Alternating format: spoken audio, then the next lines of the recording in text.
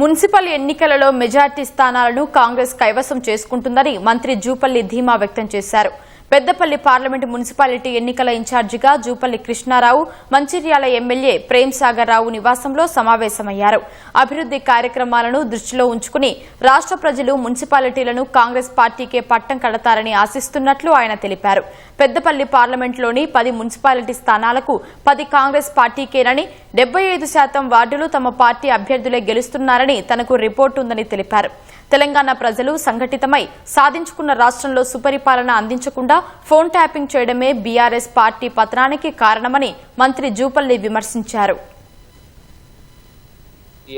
జూబ్లీస్ ఎన్నికల్లో ఒక మాట అన్నాడు, ప్రజాభిప్రాయం, ప్రజల యొక్క స్పందన పరిపాలన పైన తీర్పు ఇవ్వబోతున్నారు అన్నాడు. సో అన్నట్టుగా మరి కాంగ్రెస్ పార్టీ గెలిచింది కాబట్టి వాళ్ళు చేసిన ఆరోపణలన్నీ కూడా కరెక్ట్ కాదు, రాజకీయ లబ్ధి కోసం మాట్లాడిన మాటలు అనేది కూడా తేటతెల్లమైంది. కాబట్టి ఇప్పుడు ఈ మున్సిపల్ ఎన్నికల్లో కూడా 100% కాంగ్రెస్ పార్టీ ఘన విజయాన్ని సాధించబోతా ఉంది.